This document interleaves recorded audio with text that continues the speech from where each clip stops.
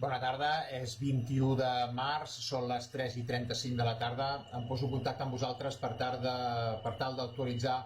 la informació que ens han fet arribar avui des dels diferents departaments, una de les quals algú de vosaltres ja s'ha posat en contacte amb mi, diversos de vosaltres, per tal de que us parlés sobre aquest document que ha enviat al Departament d'Interior, que és un certificat autoresponsable de desplaçament. És a dir, un document que us demanarà la policia en cas de que us trobin o que us aturin a un dels controls, i és un document en el qual justifica el per què, us demana que justifiqueu el per què heu trencat el confinament. Aquest és un document que serveix tant per les persones que us desplaceu a peu com per als que feu els desplaçaments en vehicle, que us veieu obligats a trencar aquest confinament, perquè si no ho teniu ben justificat us exposeu a ser sancionats.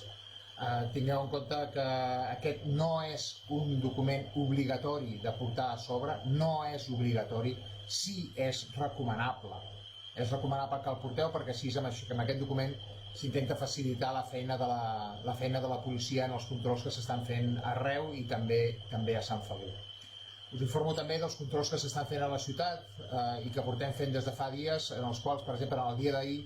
ja es van sancionar 21 persones per no poder justificar el per què havien trencat el confinament, amb unes sancions que no són barates. També us les exposo aquí perquè veieu que els imports de les sancions són cars, vull dir que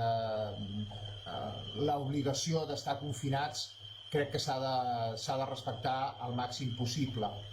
En aquest ordre també, per tal de ser estrictes en el confinament i per tal d'evitar aquests desplaçaments de gent que ho fan sense que estiguin justificats, ens hem posat en contacte amb els ajuntaments de Santa Cristina i Platja d'Aro, i també us puc anunciar que iniciarem tasques conjuntes de coordinació policial per tal de fer més estricte encara el confinament i que els controls policials siguin més efectius, no només a la ciutat de Sant Feliu, sinó també en els entorns i així al conjunt de la Vall d'Aro. Res més, només dir-vos que us mantingueu actualitzats de la informació a través de les xarxes municipals, tant al guixos.cat o les xarxes de Facebook, Twitter i Instagram de l'Ajuntament, que estan constantment actualitzant aquesta informació. I jo agrair-vos que mantingueu aquest confinament, que si ho fem entre tots ja us segueixo dient que la cosa irà millor i podrem sortir-ne el més aviat possible. Moltes gràcies i bona tarda.